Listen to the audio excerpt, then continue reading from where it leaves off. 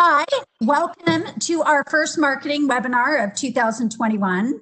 And today we are joined by Chris Amos, and we're going to be talking about content optimization, how to maximize your website.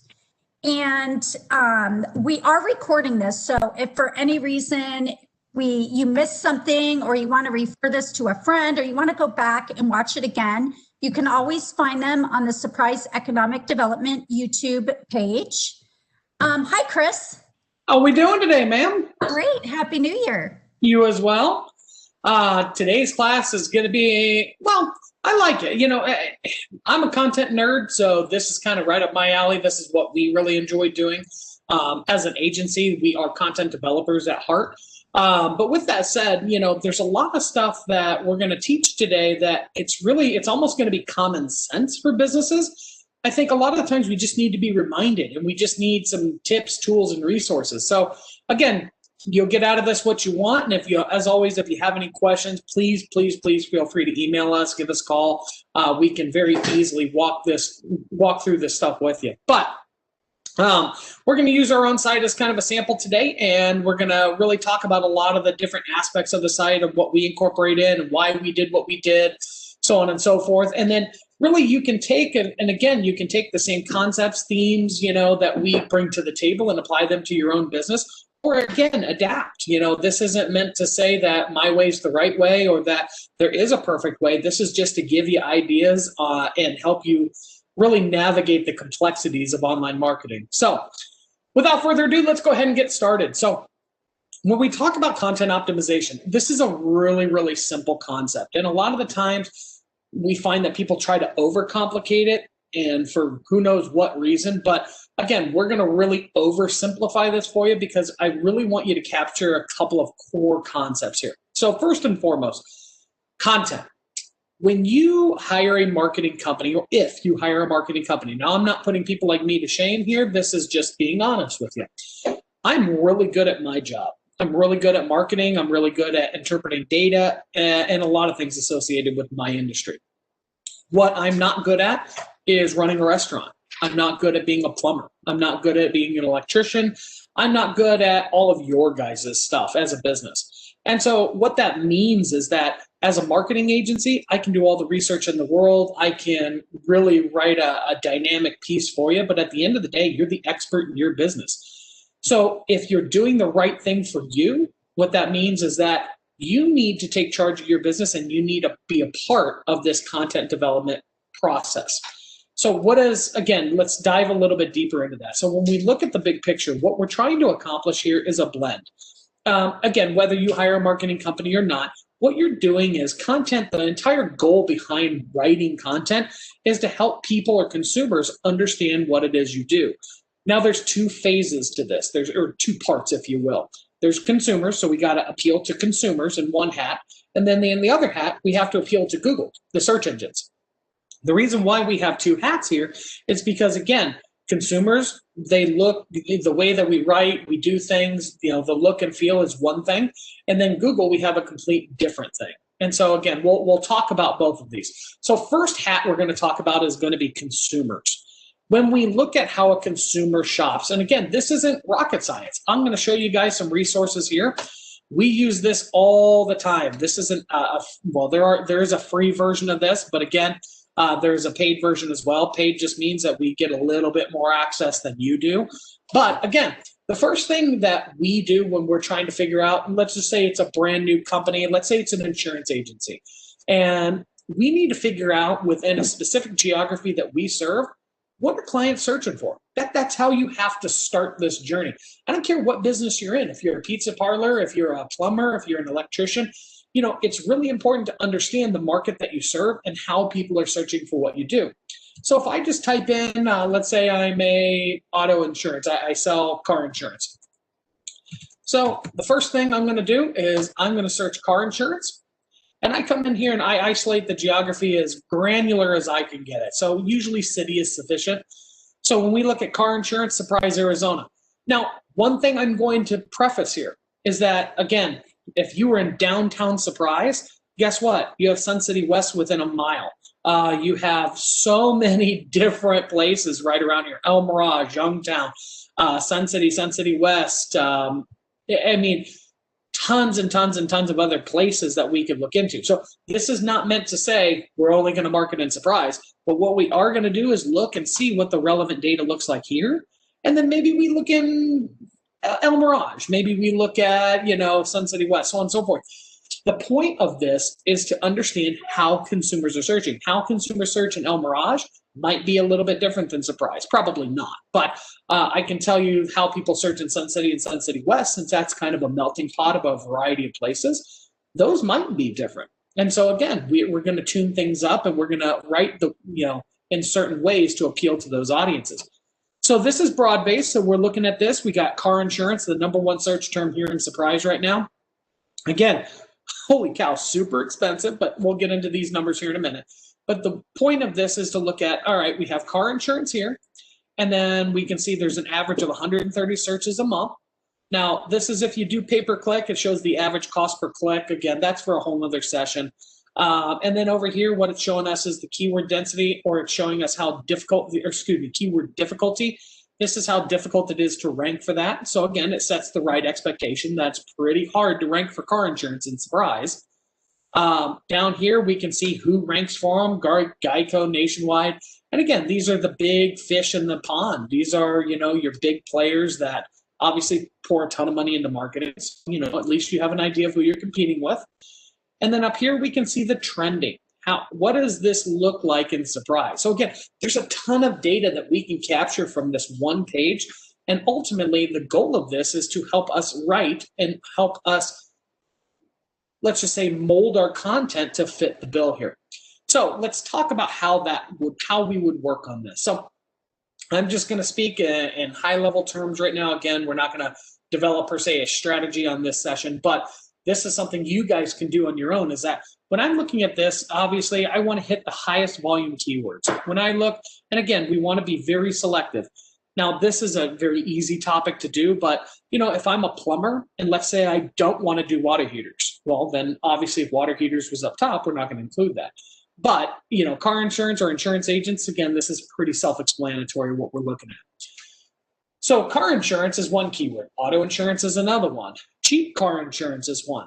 So when you're thinking about how you're going to write the content and what you're going to do, these are the keywords that we need to make sure that we put a special emphasis to include in there. Not only do we want to include it in there, but we want to talk about it and reference it several times. We don't want to be obnoxious. We don't want our writing to sound, staged, which sometimes it can, unfortunately. But at the end of the day, the more times we say car insurance, auto insurance, cheap car insurance, Google's looking at that stuff. And again, it's an artificial intelligence. So it's looking at things and saying, realistically, if he says car insurance 50 times and the next website over here says it 30 times, well, maybe this website is a better fit for that particular keyword. Now, again, that's an oversimplification of it, but keep that concept in there. We call it a keyword cloud. So again, the concept we're going after here is the more times we speak about something, the more likely you are to do it in Google's eyes. So as we're molding this, again, car insurance, we look at all these different keywords. We're going to make a game plan to make sure that all this stuff, or at least as much as we can, is included in there. So when it comes to actually writing it, this is just your baseline. The next thing that I tell clients that we need to look at are the questions that people are asking you.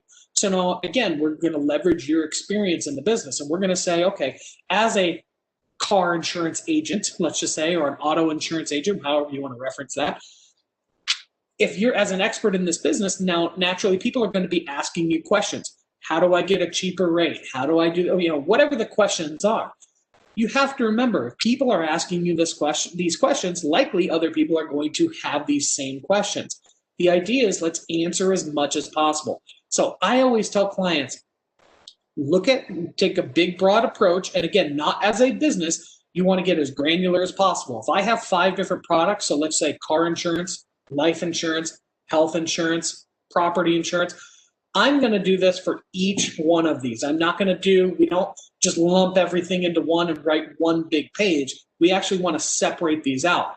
So again, I'm going to focus on car insurance here. I obviously know what keywords are being searched now.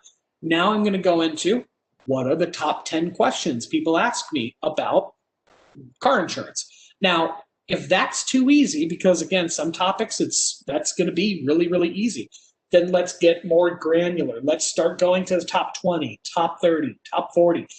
This is a process that should never stop.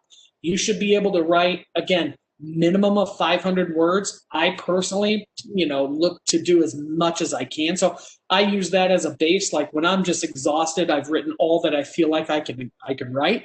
I always do a word count and just see, oh, good, I beat 500. Or, man, I'm at 380. Okay, I gotta keep going. So again, it just serves as a guideline for you. 500 is the minimum.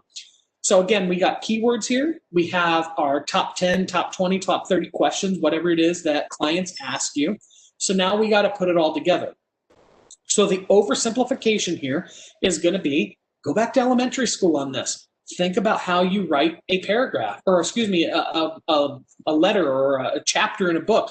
You have a beginning, a middle, and an end. It's literally that simple.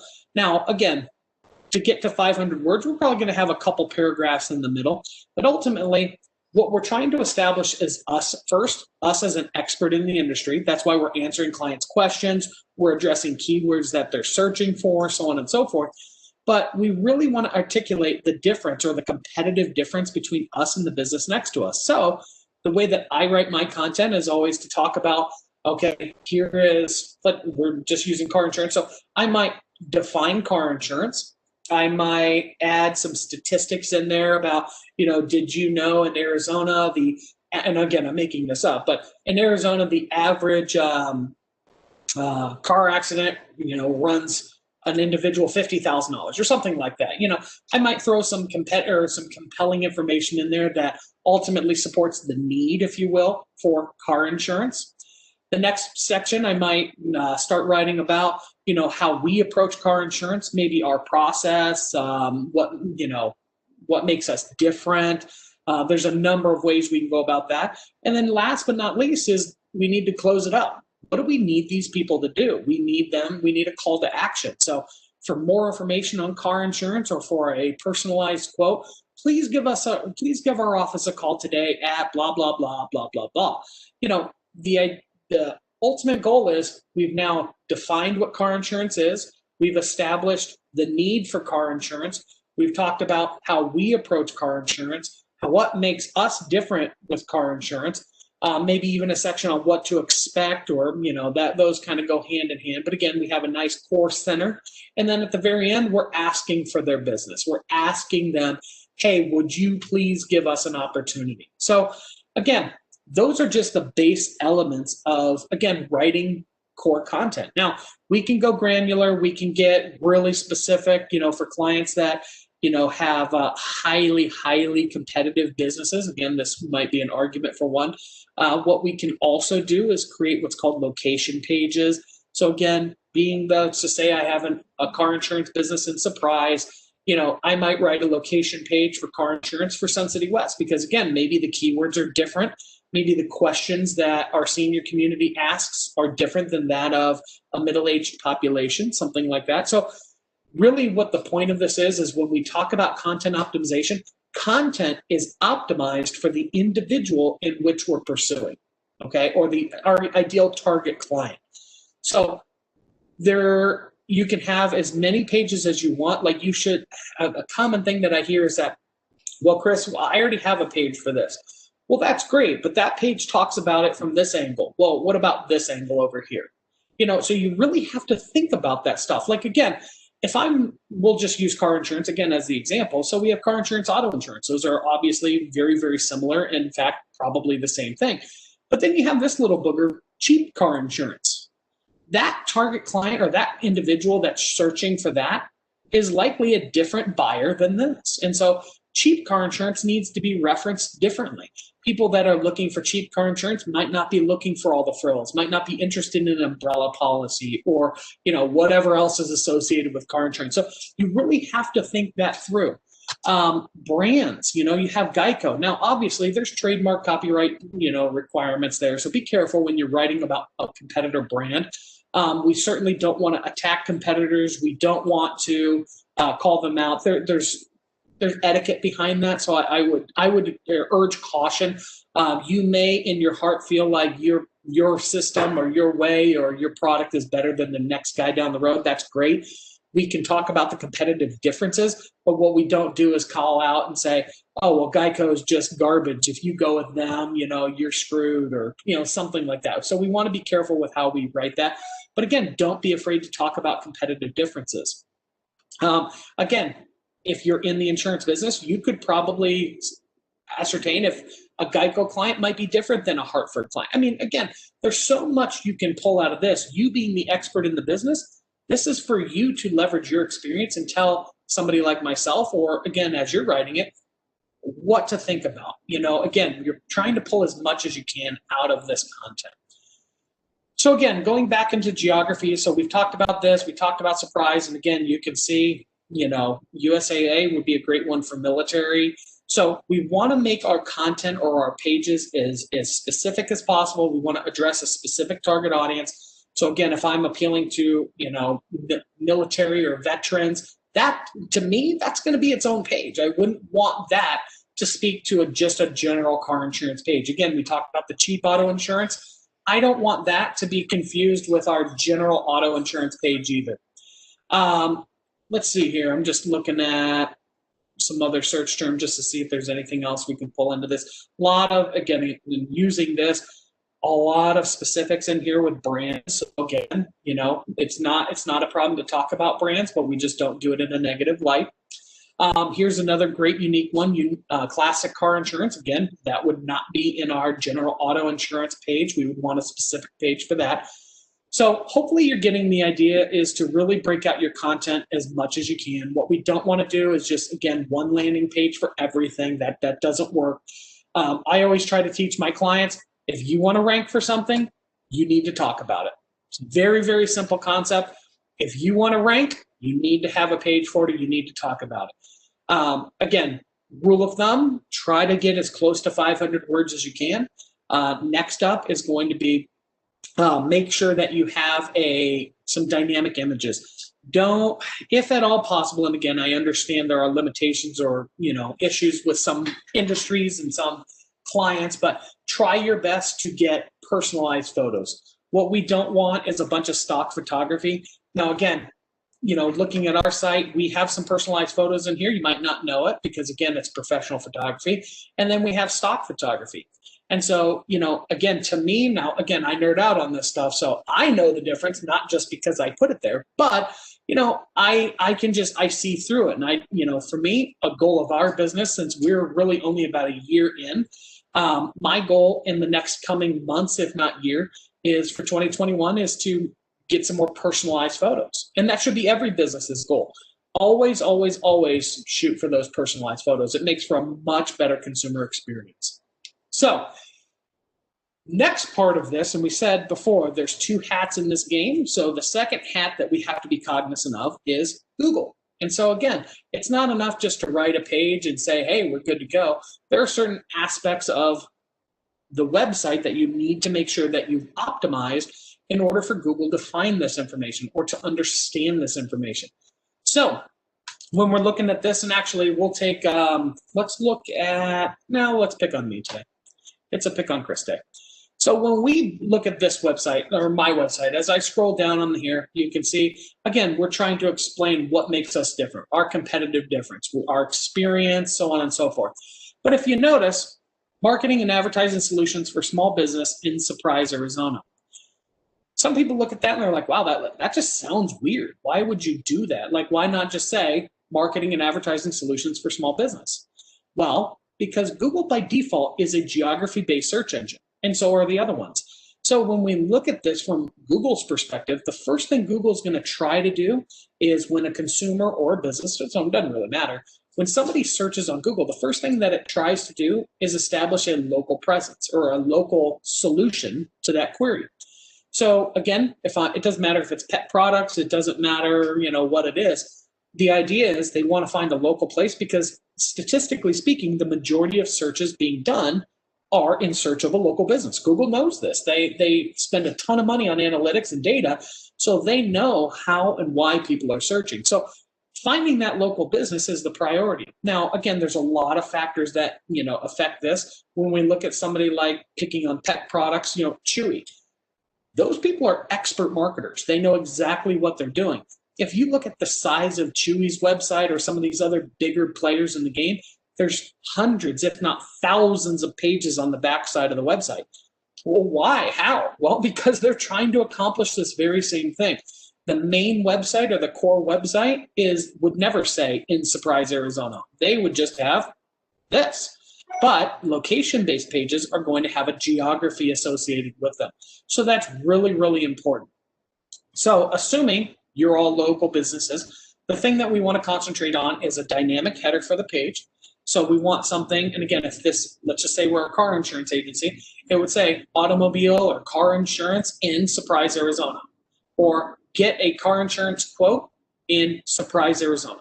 Because again, we're establishing a keyword, car insurance or car insurance quote, however you want to word that, with a geography, Surprise, Arizona. So that's, again, when we look at these are also called headers. If you ever hear that term being used, headers or H1s or H2s. Again, I don't want to get too, technical here, but when we talk about this, again, headers always lead into the page. So a little education on kind of SEO and how this works. You have a title tag, which is a setting. Again, these are all SEO settings within your builder. So when we look at this, our header or our title tag is marketing and advertising in Surprise, Arizona, followed by our business name. So think about this core concept, keyword, marketing and advertising, followed by a geography in Surprise, Arizona. And the third, No Boundaries Marketing Group. Those three elements are what Google's looking for. Again, keyword, geography, business. We've associated all three of these together in one location. You do this enough times, and again, you're showing Google, you're proving, you're highlighting to Google that, hey, I'm a marketing and advertising agency in Surprise, Arizona, and my business name is No Boundaries Marketing Group. It's associating all of that together. So again, looking at this, marketing and advertising solutions for small business in Surprise, Arizona. So you should hopefully start to get the theme. So this is a title tag up here. It's also, again, in your SEO settings. The second one is your meta description. The meta description is what shows up on search engines. So if we did marketing agency, Surprise, AZ. So if we look at that again, searching for marketing agency and Surprise. And again, these are all paid ads up here. But if I come down, look what pops up first. And you can see here, this is what my meta description is. Now Google truncates it. But again, there's the first two sentences here. If you ever wanted to know where that quote unquote meta description shows up, it's right here. And again, sometimes there's more, sometimes there's less, depending on how jam-packed the search page is. And again, Google makes tons of changes constantly. So what shows today may not tomorrow. But when you look at this, this is where your meta description goes. It's the first impression that people see about your business. It's very important you get this right. Sometimes I've heard, clients using some systems, some AI to generate these. I've always found that best practices, your business best. You need to write as if you were reading it. Again, we can doll these up and we can make them as technical, quote unquote, perfect as we want for SEO purposes. But at the end of the day, if a consumer reads that, it's just you're not going to read it the right way. So again, I'm a big, big advocate for first impressions matter. So when you look at this, do yourself a favor. So again, we're not going to get into how to update this and stuff. That's, it's going to be on a case-by-case basis, but just know these are the different settings within your builder or within your website that you can change things. The last thing, again, going back to this header here, this is your H1 or H2, depending on where it falls on a page. Now, this happens to be an H2 tag, but this is my H1 tag. H1s, think about this logically. It's in a descending order, H1s, 2s, 3s, 4s, 5s, so on and so forth. Each H symbol or H qualifier is a size of the font and is in order of what you do more predominantly. So an H1 tag is a big, bold header. H2 tag, a little bit smaller. H3 tag, even smaller. And so again, Google looks at that. You should only have one H1 tag because you're telling Google, this is what I do. Now again, This might not be the best for your business, but again, one of the top keywords we have is business. That's what we're going after. So for our business, it makes sense. If I was a plumber, plumbing, something like that. And then again, the H2 tag is telling Google, oh, well, we also do this. You can have as many H2s, 3s, 4s, 5s as you want. But again, only one H1. And that's what's telling Google what it is that you do. So if we go to any of our pages, let's just do website development. You're going to notice, again, I've resized some of ours, but again, website development, that's my H1 tag. I also have it in my H2 tag. Now, again, you got to make sure that this formats properly. For us, it works, but for you, it might not. If you notice, stock photography shows. That's not my picture. Just, again, me stands out. And we look at that. I have a short little bit of content, fact, and boom, what consumers might say. First impressions matter. We start going into just different aspects of web design, some tips. So this is a well-written page that hopefully compels a user to give, or a consumer to give me a call and inquire about web design. And you can go through, nitpick my website. You know, again, we're not perfect. We make mistakes just like everybody else does. So again, I love it, but you know, this is just part of being a business. So don't be afraid to, you know, fail forward. That's how we look at that. You know, if we fail, we're going to fail forward. We're going to learn from it. We're going to move on. Don't be afraid. You're going to have typos, grammatical errors. It's okay. You know, do yourself a favor. Have somebody read through it if you want. There are some services or some plugins that you can use to kind of check on that. But, you know, content is one of those things to me that should never stop writing, or we should never stop doing. Bless you. Content should always be growing. We should always be talking about things. And in a minute, I'll actually kind of break that apart. But again, diversify your content. And really remember, you cannot rank if we don't talk about it. That's just, again, you as the expert in the business, you know all the different facets, you know all the different aspects, if you will, of your business. Me as the marketing guy, we might not. So again, if you hire a marketing company out there, just remember, you need to make sure that you have a good line of communication with those people, because, you know, we can say broad base, okay, if you're a plumbing contractor, well, you do plumbing, but do you do water heaters, tankless water heaters? Do you snake drains? Do you do this? Do you do that? Most importantly, too, is what don't you want to do? Because if you don't want to rank for something, then again, we don't want to talk about it. So, I mean, that really does go both ways. The other thing that I'll share with you here, and again, as we go through, a lot of clients ask, well, okay, so Chris, I've written all my core pages. I've written landing pages for different cities. I've done this. I've done that.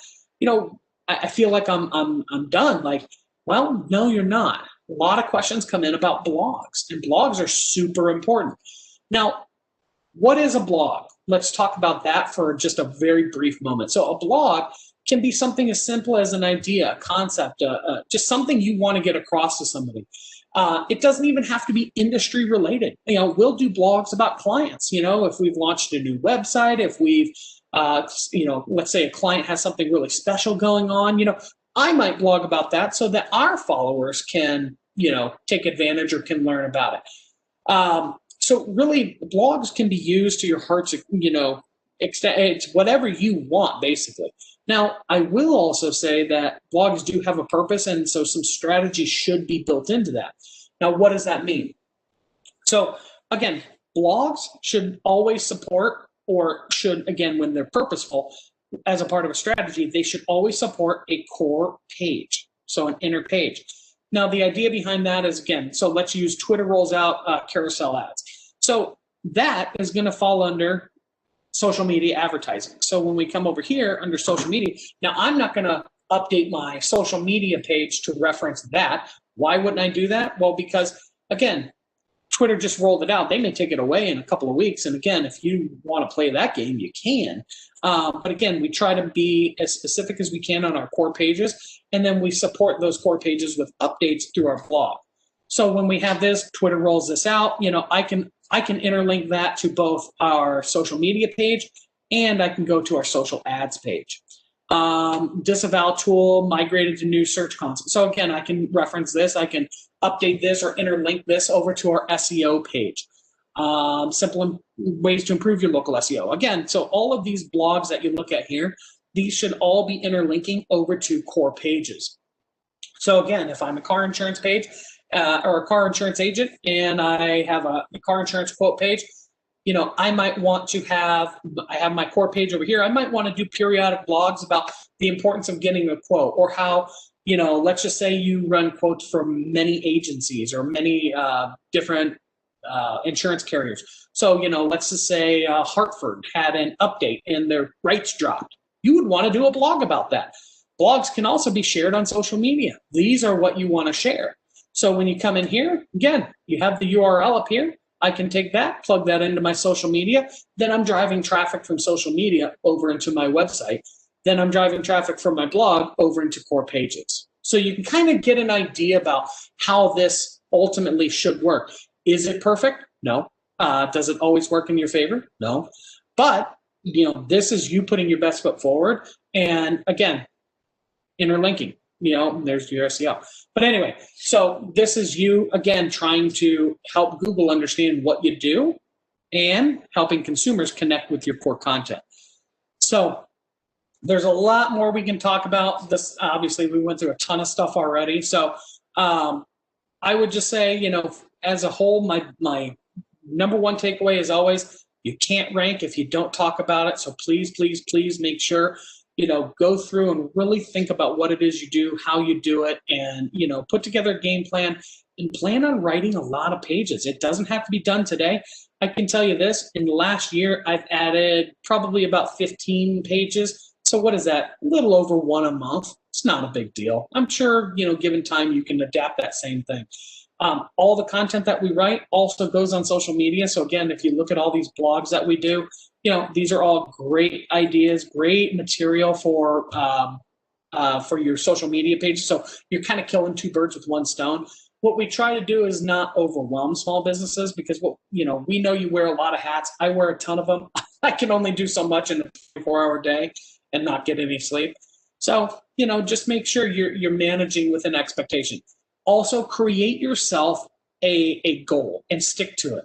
Now, my best practice is, I always tell myself I'm going to do at least 2 blogs a month. Most of the time I exceed that. But again, my minimum expectation for myself is 2 blogs a month. And I'm going to write 1 core page a month. So that's 12 pages a year. I did 15 last year. Blogs, I average about 3, maybe 4 a month. So again, use that as your guideline and be consistent with it. That's the key. If you write 1 or 2 blogs this month and then I don't write another for 3 months, well, not only am I losing an audience there, but I'm really not sending the right signals to Google. Google's hungry, it's thirsty for content. So again, give Google what they want. So again, be consistent, talk about things, and remember, you're the expert in your business. That's why you do what you do. We harbor so much inside, and we're all guilty of it. I know I'm guilty of it. I'm a wealth of useless information, and so it's just I got to get more comfortable. We as a business, we all have to get more comfortable about talking about it. So as always, if you have any questions, like I said, give us a call. We can walk through, we can talk about your specific scenarios, situations. I can give you advice, tips. I always say, advice is free. And then we can go from there. It's all about building a better surprise. Thank you, Chris. That was awesome as usual. Makes me want to go start a website right now. Just saying.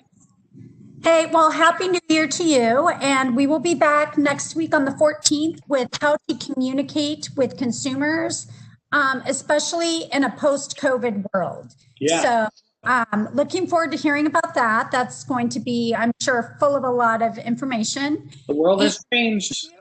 It has. So let's learn to communicate with it.